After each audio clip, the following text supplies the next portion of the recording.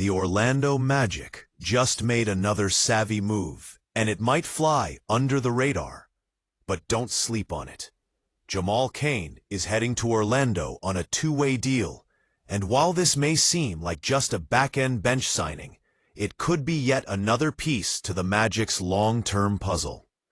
Let's break down what this means for the franchise, the impact of Cain's addition, and why this young Magic squad is shaping up to be one of the most exciting teams in the league. Before we dive in, don't forget to hit that like button, subscribe for more NBA updates, and let us know in the comments, how far do you think the Magic can go this season? The Orlando Magic aren't just rebuilding, they're reloading, and they're doing it with purpose. With a core headlined by Paolo Banchero and Franz Wagner, this team already has cornerstone players, but the front office isn't stopping there. They've added Desmond Bane, an absolute sharpshooter and rising star. They've brought in the steady hand of Tyus Jones at the point, and they've invested in the upside of Jace Richardson and Noah Penda. Now, they're rounding out the depth chart with players who can contribute when it matters most. Enter Jamal Cain. So who exactly is Jamal Cain?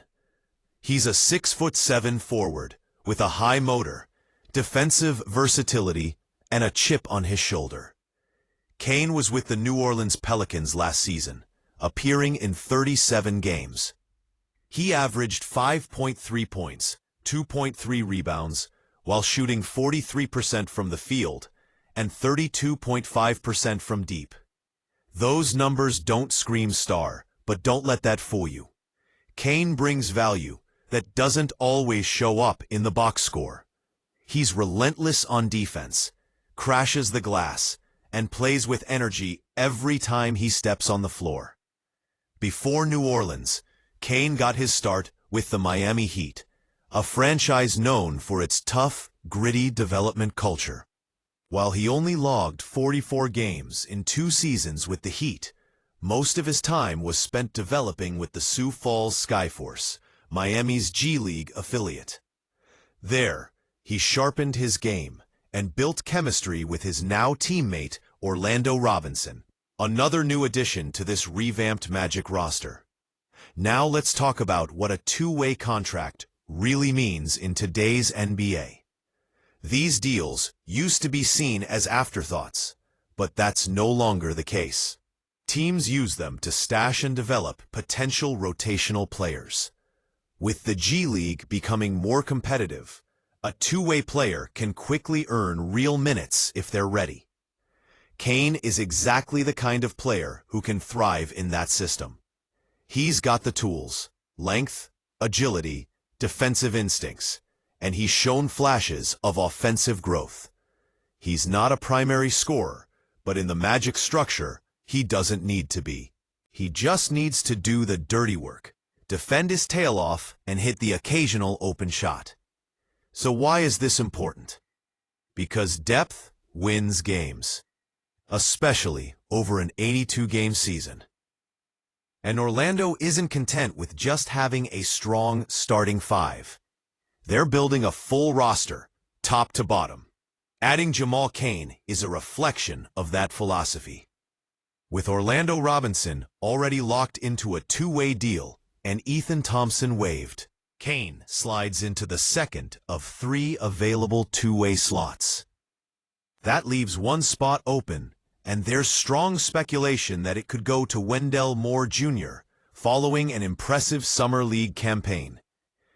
Imagine this: a bench stacked with players like Robinson, Cain, potentially Moore Jr., all developing within the system, pushing each other every day in practice, ready to contribute at a moment's notice. That's how you build a winning culture. Let's not overlook the reunion between Cain and Robinson. These two spent significant time together in Miami's developmental pipeline. They know each other's tendencies, they've shared the grind, and now they'll continue their journey in Orlando. That kind of chemistry can translate to quick results on the floor. And with Cain's defensive tenacity and Robinson's size and versatility, this duo could become a valuable tandem off the bench, especially in matchups where energy and physicality are key. What the Magic are doing here is more than just plugging holes. They're building a foundation of versatility, accountability, and internal competition.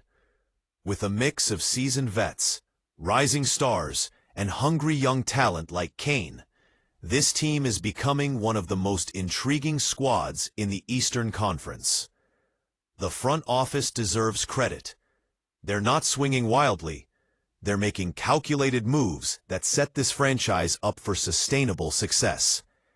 Jamal Cain might not be the headliner, but in a few months, don't be surprised if he becomes a fan favorite for his hustle plays, lockdown defense, and all-around grind.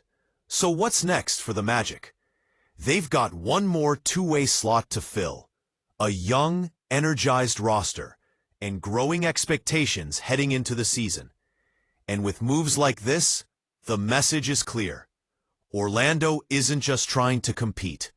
They're aiming to climb. Keep your eyes on this team, because nights at the Amway Center are about to get loud. If you're hyped about what the Magic are building, go ahead and smash that like button, subscribe for more breakdowns like this, and drop a comment. Do you think Jamal Cain will crack the rotation this year? Thanks for watching, and we'll catch you in the next one.